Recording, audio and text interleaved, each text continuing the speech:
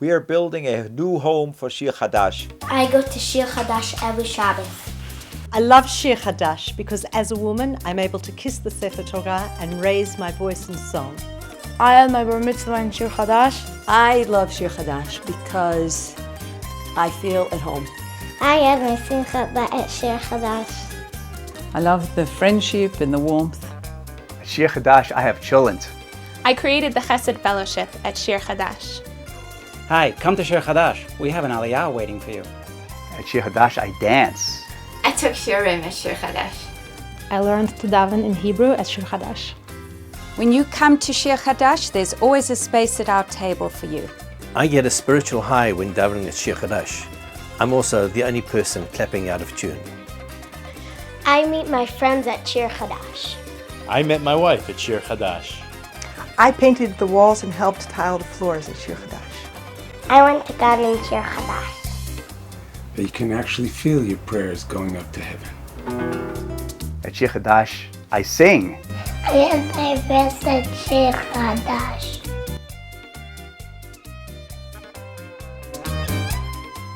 I've made many wonderful friends at ShirHadash. I attend the Daily Minyan and Daf Yomi. I love the rabbi at ShirHadash.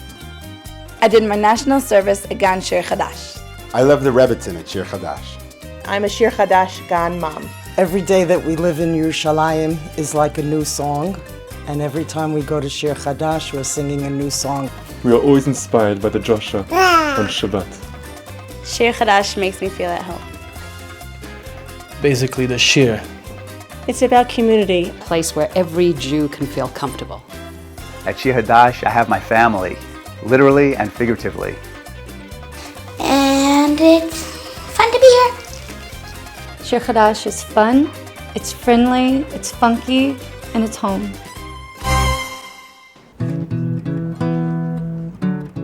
Every morning, we make a blessing over Torah.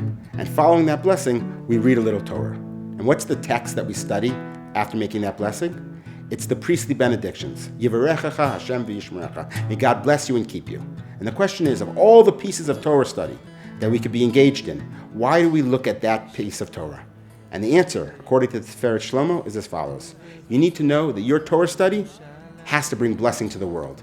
It's not just some intellectual exercise. It has to make a difference in your life, and then by making a difference in your life, it makes a difference and an impact on the rest of the world. The first ShirHadash program actually took place in a Winnebago. Ian had the idea to bring some books and classes to small Jewish communities on the west coast of America. I did a book drive and helped him collect some of the thousands of books that he distributed. Ian and myself were inspired and gained enthusiasm to try to continue working on projects like that. At the time, we didn't know what the organization was going to look like practically, but we did know what we wanted it to look like philosophically. We wanted it to celebrate Judaism, celebrate Torah, celebrate unity, and celebrate Israel. And we wanted to focus on the positive, the Shir Hadash, the song of Judaism, the joy of being Jewish, and the excitement in rebuilding Israel, and the passion for Jewish unity. We wanted to focus on ethics and chesed and meaning. Little by little, this philosophy began to take shape in a practical form as well. We started with a shul and, of all places, a bomb shelter. I remember when we first came to the bomb shelter, there were no lights, there was no floor, it was ceiling, it was damp, it was a disaster. Within a day, there were 20 of us, shpachta, paint, tiles, carpeting. It was a forum for us to be able to communicate, share.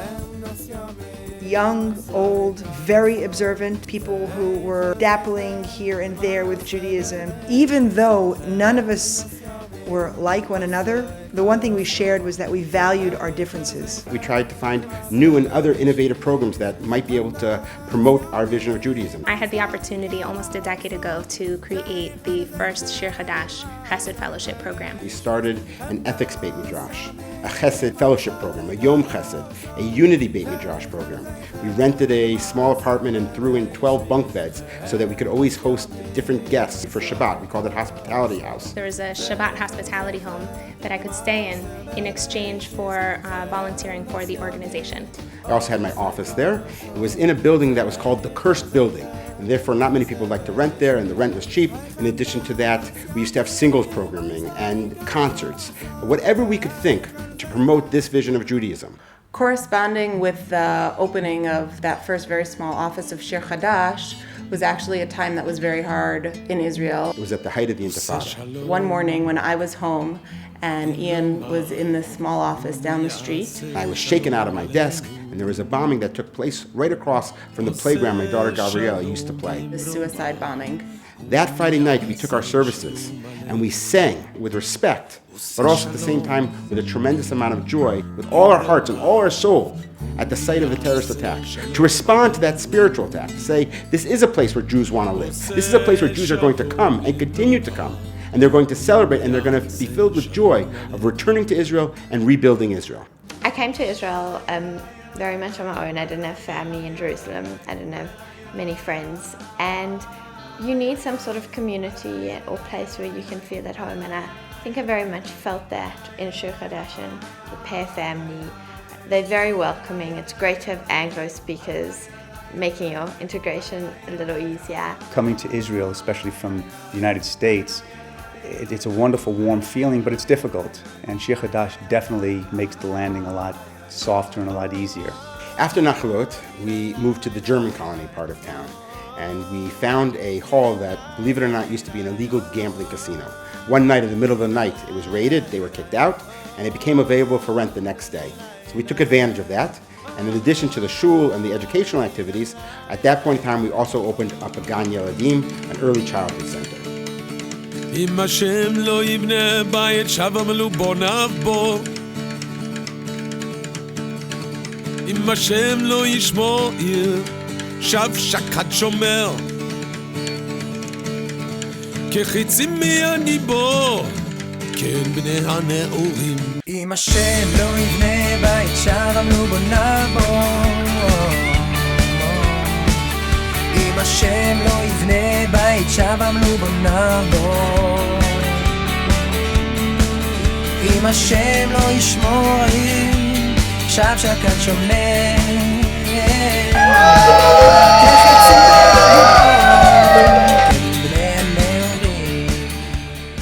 We didn't just have the Gan Yeladim, we then also had after-school activities as well, and continued with all different various educational activities, giving outreach classes to students at Hebrew University. Monday nights were full, and I think it became a social event as well. People enjoyed coming and hearing, and a lot of the students who went to the classes on Monday night are students who wouldn't otherwise be getting any Jewish values, and I think that was something that the classes offered that was very important.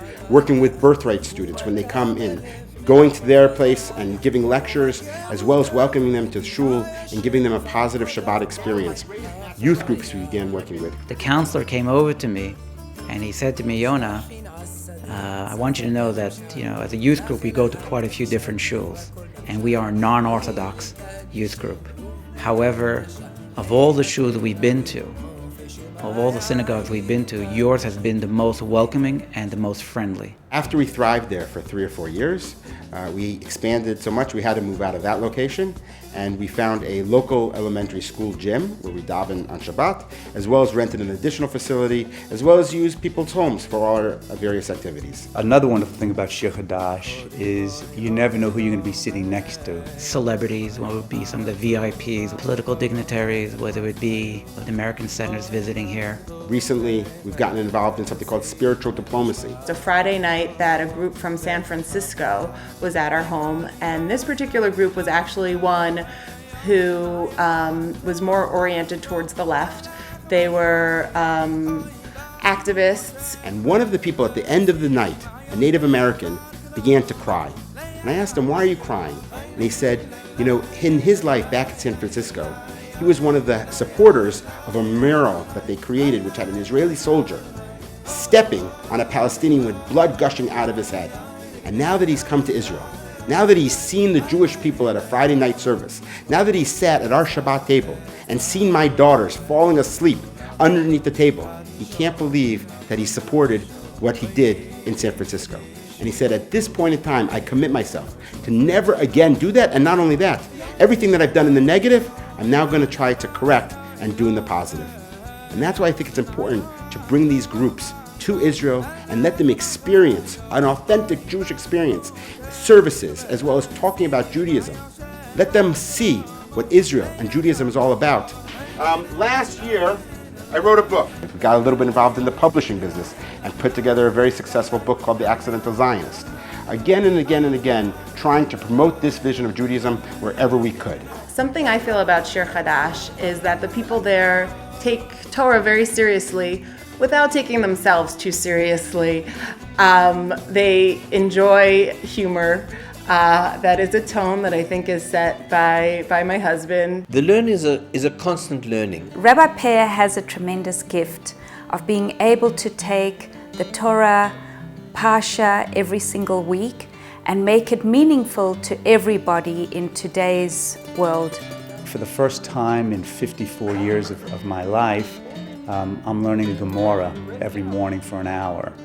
And it's an amazing thing for me to be able to say that, because my background is not one of being an observant Jew. And the nice thing about ShirHadash also, you don't feel any pressure that you have to do something. It's stimulating and it makes you want to become more active. After a little while, the city of Jerusalem recognized the contributions we were able to make to the spiritual, communal, educational, religious fabric of the city, and they granted us a beautiful plot of land in one of the most prestigious neighborhoods in Jerusalem, right in the center of the cultural kilometer, close to hotels, close to a lot of cultural institutions, the Jerusalem Theater, overlooking beautiful parkland. And there they asked us to build a center that would help both the residents of Jerusalem as well as serving tourists and groups and visitors from throughout the world. We're standing here next to a new building that is going to be built. I can envision how your community is going to expand and strengthen Jerusalem. And when I look at the number of kids around here, the number of young generation, this is exactly what Jerusalem needs. We're great supporters of ShirHadash because we see what it does to people, how it brings people in and has created a community and a family. We cherished this and we wanted to build it. ShirHadash is filling a great void. An enlivened spiritual experience where they can sing and they can dance and they can do community service. They can take care of their families, involve their children. It's a very holistic environment. It affects my neshama. It touches me in a very good way. It is going to be their home away from home, and everyone is welcome there. The people who I pray with and I learn with, they are my friends, and these are people who I spend my time with now. Besides that, great kiddushes on Shabbos morning. I feel that we're at a very special time in Jewish history right now. I think many of us feel that. That's why we've picked up and come here now. This is the stage of the destiny of the Jewish people. It will be an anchor that serves the residents of Jerusalem, but at the same time welcomes the entire world. And one of the special things about Jerusalem is, unlike Las Vegas, whatever happens in Vegas stays in Vegas. Whatever happens in Jerusalem doesn't stay in Jerusalem. It goes out and influences the entire world. Open up all your gates, Yerushalayim, Yerushalayim, let me in. I think ShirHadash is important for Jerusalem because it's an absolutely open, friendly place where anybody can feel comfortable. That's the way Rabbi Pear functions. Open up. I love going to ShirHadash. When I'm in Israel, it's like a home away from home. There is such an intelligent, warm crowd there. ShirHadash gives those overseas an opportunity to come to Yerushalayim and feel at home. I've had the privilege of leading delegations of state attorneys general, none of whom are Jewish. And in the Friday night service, they get up, they're so motivated, they're so spirited, they dance around the bima because they are caught up in the spirit of the service. They learn from ShirHadash what the state of Israel is all about. How beautiful it was, holy mountain with the light of all ages. Stone walls dance with flaming sets ablaze, the evening sky as if the heavens. No, I had a wonderful visit to ShirHadash. It was a real community. It was a kehillah. It was a center of the life of the members, and it had extraordinary spirit, ruach. Open up all your gates, Yerushalayim, Yerushalayim, let me in. Open up all your gates.